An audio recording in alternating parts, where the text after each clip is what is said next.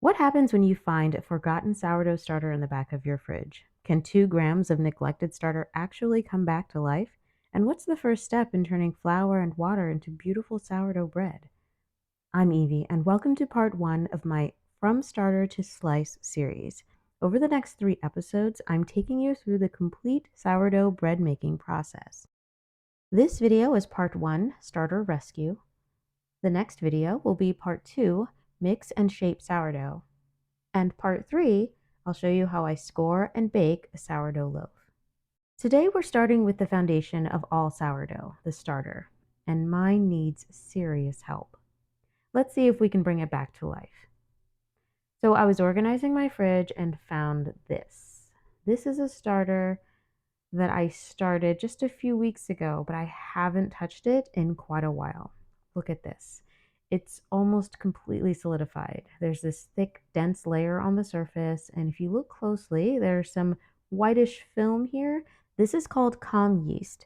It's a harmless wild yeast that can develop when starters sit too long. It's not dangerous, but it's also not ideal. It means the starter's been neglected. Now, here's the question. Is there any viable starter left under all of this? The consistency is more like a paste than a starter, although everything else has compacted. This doesn't look very promising, but I'm going to attempt a rescue anyway because if there's even a tiny amount of living wild yeast and bacteria in here, we might be able to save it. Here's my strategy. I'm not scraping from the top where the Kahm yeast is. That thick layer can go. I want to get to the very bottom where there might still be living culture. I'm going all the way to the bottom, past the thick layer, and I'm taking just 2 grams of starter from the very base. This is measuring out to be exactly 2 grams. That's all I need if there's any life left in there. I'm adding 20 grams of filtered water to this rescue mission and stirring really well to break up any clumps and rehydrate whatever culture might be hiding in there. Then I'm adding 20 grams of organic flour. This is a 1 to 10 to 10 ratio. 1 part starter, that's the 2 grams, to 10 parts water to 10 parts flour.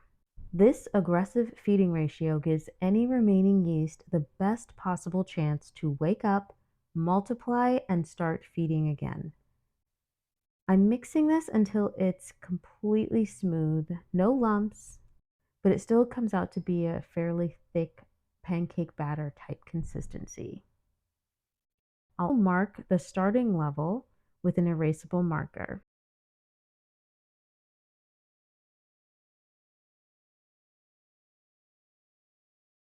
I'll lightly cover it with a lid, which allows airflow while keeping the contaminants out. I'm setting this in a warm spot in my kitchen where it measures about 75 to 78 degrees Fahrenheit. This is ideal for starter activity. And now we wait. If there's any viable yeast in there, we should see bubbles and we should see the starter rise within, I would say, between 4 to 8 hours. Let's talk quickly about that whitish film we saw, the Kahm yeast. Kahm yeast is actually harmless, it won't make you sick, and it doesn't mean your starter is completely ruined. It's just a different type of wild yeast that competes for resources when starters sit for long periods, especially in the fridge. Some bakers scrape it off and continue using their starter, but it's a personal choice. In this case, since the starter was so far gone and I only needed 2 grams from the very bottom, I'm choosing to throw this bowl away and start fresh with the 2 grams I saved. I feel it's better safe than sorry, and I would just rather work with a clean rescue than risk any off flavors or contamination from the Kahm yeast. So now we wait, and this is the hardest part, the uncertainty.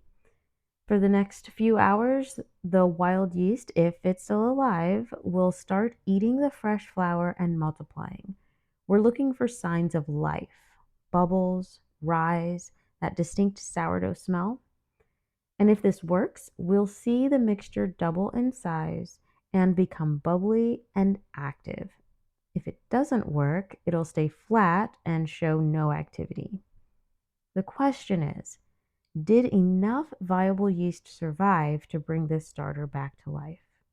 Okay, it's been about 6 hours. Let's see if our rescue mission was successful. Remember, this was just 2 grams from the very bottom of that neglected solidified starter with Kahm yeast on top.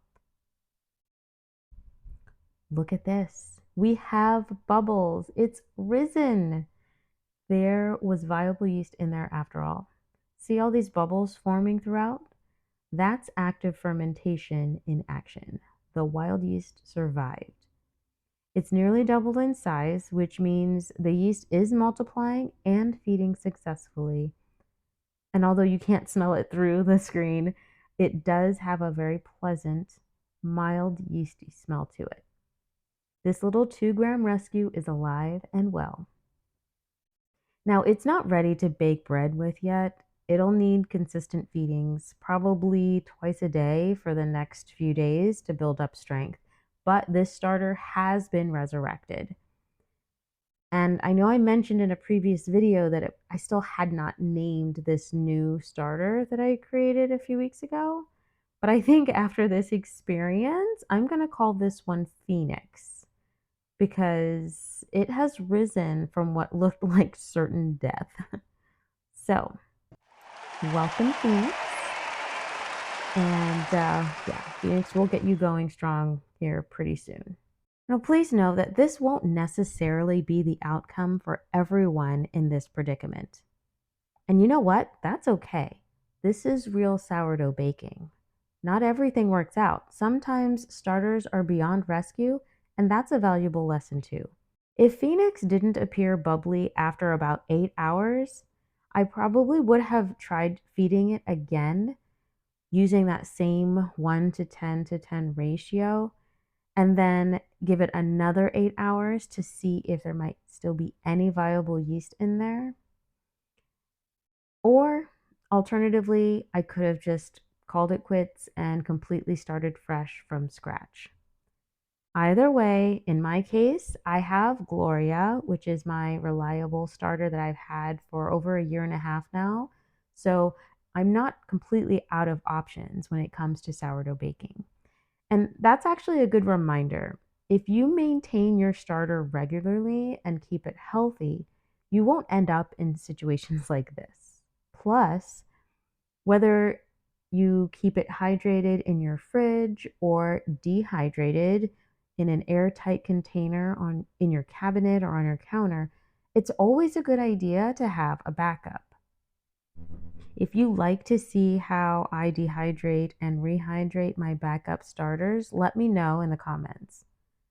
But yeah, this is the reality of sourdough. Some rescues work, some don't, but every attempt teaches us something about starter health, fermentation, and resilience.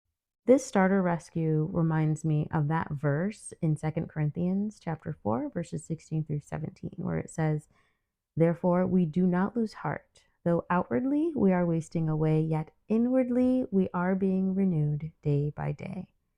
Because what looked dead on the outside had life waiting to be renewed. In baking and in life, we plant seeds of hope. We nurture what we have and we trust the process, even when the outcome is uncertain. If you want to avoid starter disasters like this one, or if you're just starting your sourdough journey and want to do it right from day one, my Sourdough Starter Success Bundle is exactly what you need. For just $3, you get a 7-day starter success checklist so you never end up with a neglected starter, complete troubleshooting guide for every starter problem you might face, including rescue situations, and 3 delicious discard muffin recipes so nothing goes to waste. You can get the bundle at risenourishconnect.com/sourdough starter bundle, or you can just click the link in the description or the link that's also posted in the first pinned comment of this video. Starting and maintaining a healthy starter is the foundation of all sourdough baking. So go ahead and grab those tools and the knowledge you need to succeed. In part 2 of this series, we're moving to the next step, mixing sourdough dough for a loaf of bread. I'll be using Gloria, my starter that I've had for over a year and a half now, to mix a fresh loaf of sourdough bread. You'll see the entire process from the mixing to the stretches and folds. We'll talk about bulk fermentation, shaping, and getting it ready for cold fermentation in the refrigerator. Whether Phoenix survives or not, Gloria is ready to show us how a healthy, active starter creates beautiful bread. So don't miss part 2. It's the heart of the sourdough process. If it's already posted, you'll see it here in the end screen. Otherwise, be sure to save this playlist so that you can see all 3 parts of this series as these videos are posted. Until then, keep feeding your starters and don't give up on rescues. Rise, nourish, connect.